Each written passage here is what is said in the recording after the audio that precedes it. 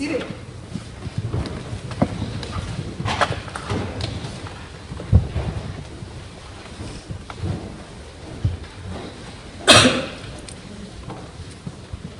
Yesterday, at 8:34 in the morning, there was the sound of newborn babies crying. One child, a girl, born to a young, white, married, now mother of two. Both she and her husband educated and gainfully employed. The other child, a boy, born to a young, black, unmarried mother of four. Neither she nor the father of this child, who may or may not have been present, are educated.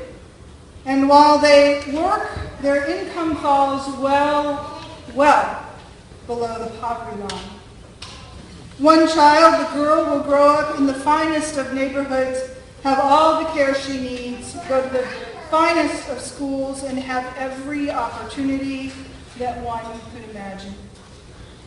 The other child, the boy, will in all likelihood grow up in poor neighborhoods, have less than a 76% chance of graduating high school, and opportunity will be hard to come by.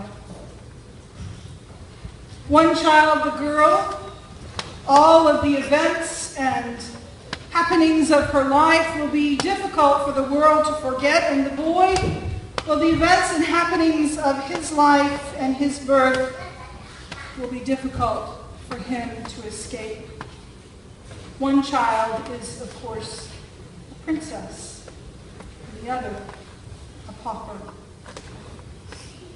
Now, I can hear you saying to me, well, that's quite a stretch, Leslie, to compare the birth of the newest in the royal family to any other birth anywhere in the world.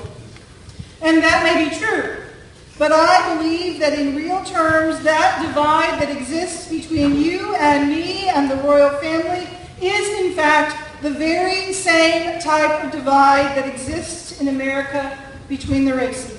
And it is that divide that is the riptide that is tearing the fabric of humanity apart. I want to share some statistics with you about poverty in America. These are gathered from census figures of 2010 and were compiled for a Frontline special which aired in November of 2012 called Poor Kids on PBS. The federal government poverty line for a family of four is $23,000 a year. The good news is that that's up $3,000 from $20,000 in the past. Now let me ask you, when was the last time any of us in this room made only $23,000 in 1 year? Can you remember? Maybe high school? No. College? Let me ask you this. When was the last time you fed a family of four on $23,000 a year? When was the last time you fed them and clothed them and took them to the doctors and made sure they had dental care and medical care and all that they need on $23,000? According to census figures, 16 million children in the United States live in poverty. Let me say that again. 16 million children. That's 1 in 5 children in the United States live in poverty. 1 in 5. Spending on children dropped from $450 million to $445 million in 2011, the first drop since 1980. Unless we think that all government spending dropped in that same year, federal spending rose from $3.52 trillion with a T to $3.6 trillion with a T. The nation's poorest kids primarily live in households headed by a single female. Now this joins two rather sad figures in the United States. First of all, lots of our children are being raised in single-family households. Secondly, if they are raised in a single-family household that's headed by a female, that woman is making about 75 cents to every dollar that a male would make for the same work. Nearly half of all children with a single mother, 47.6%, live in poverty. Black children are more likely to live in poverty than children of any other race. 38.2% live in poverty, more than twice as high as the rate for white children. The next closest statistic is for Hispanic children, and 32.3% of those children live in poverty. 24 states and the District of Columbia have poverty rates higher than the national average of 15%. 24 states and the District of Columbia. In 2012, 1 in 10 Marylanders, approximately 572,000 people, lived in poverty, including 13.3% of children and 7.6% of our seniors. This is despite the fact that Maryland was the wealthiest state in the country with a median income of $71,000 a year. The longer a child lives in poverty, the harder it is to climb out. 45% of people who spent at least half of their childhood in poverty were poor at age 35, according to a Columbia University study. Only 3 countries in the developed world have higher poverty rates than the United States. Only 3 countries have higher poverty rates than the United States. A place that we tout as the most developed, most advanced, strongest country in the world. Mexico has the highest poverty rate, followed by Chile, followed by Turkey, followed by the United States. The numbers are pretty bleak. Our children, many of them, are growing up in situations that will mark the path of their lives forever as a path that is laid down in a deep and narrow trench from which it is nearly impossible to climb out. Let me share some other more pointed statistics with you that are specific to our black newborn baby boys. These also are gathered from census data. The biggest disparity between black men and all other men in America is with those who have a bachelor's degree. Only 17% of black men have a bachelor's degree, compared with 30% of all men. African American males aged 16 to 64 have a lower participation rate in the labor force, representing only 67% as compared to 80% for all other men. Only 42% of working black men held white-collar jobs as compared to 75% of all men. Of the 37% of African American males who worked full-time, their income was $37,000 in 2013 as compared to over $48,000 for all males. About 6% of working age 18 to 64-year-old black men are currently in state or federal prisons as compared to 2% for the general male population. 3 times as high. The statistics are frightening.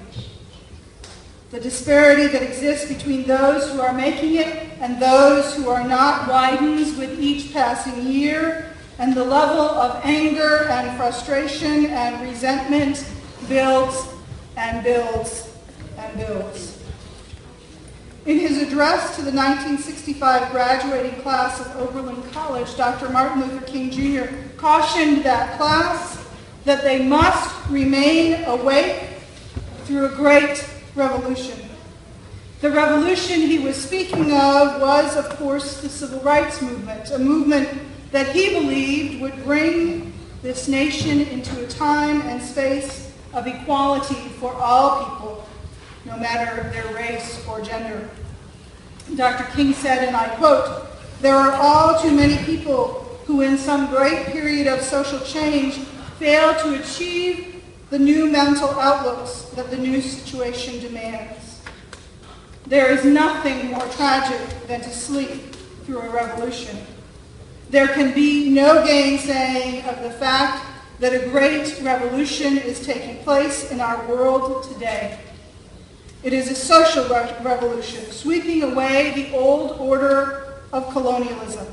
And in our own nation, it is sweeping away the old order of slavery and racial segregation. The wind of change," he said, "is blowing, and we see in our day and our age a significant development." End quote. I wonder what Dr. King would say today. I find the statistics that I have just shared with you and the recent events we have seen in Ferguson and repeated again here in Baltimore suggest that we have indeed slept through a great revolution.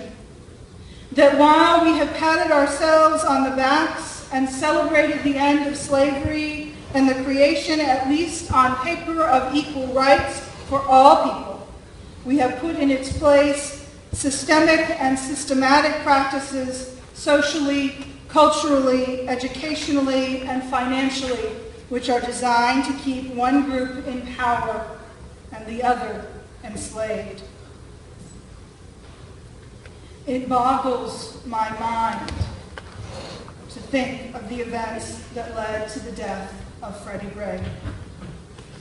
And while admittedly I nor you know all of what happened that day, on the surface it appears that a black man went in a matter of minutes from being healthy and free to being captured and then dead. It boggles my mind that the ones who had the power, who literally held this man's life in their hands, so carelessly and actively ignored his cries for help. And while some would say, let him slip away, I would say aided and abetted in his death. It boggles my mind that those who had the power that day were so intimidated, so angry, so frustrated, so what? That they did everything they could right up to the death of another human being to keep the power with them. It boggles my mind that in less than an hour, 7 lives and 7 families were dramatically and irreversibly changed. It boggles my mind that this happened in our backyard in Baltimore, Maryland, in the United States of America in 2015. It boggles my mind that I don't know what to do.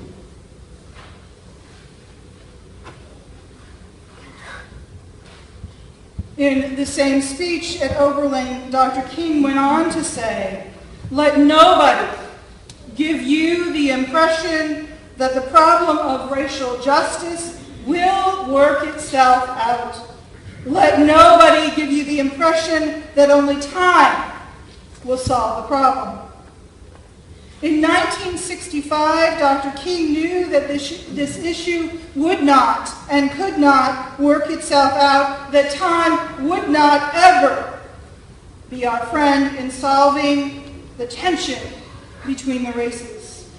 No truer today is that statement than when it was uttered some 50 years ago.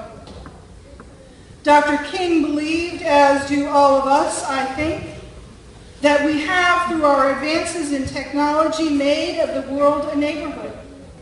And that the challenge for us is to learn to live together in that neighborhood without division by race or gender or any other thing for that matter. He told those graduates in 1965 that we must learn to live together as brothers or die together as fools. How prophetic his words. And now, some 50 years later, we are left with the questions. We are the ones at the forefront of the daunting task of what to do. We are the ones for whom they have been waiting. And I must say, I do not know what to do. I do not know what the answers are, but I believe that there are answers, and that we must engage the conversations, as painful and as frightening and as disempowering as they might be. And that together, with God's help and hard work, we can find and enact the solutions.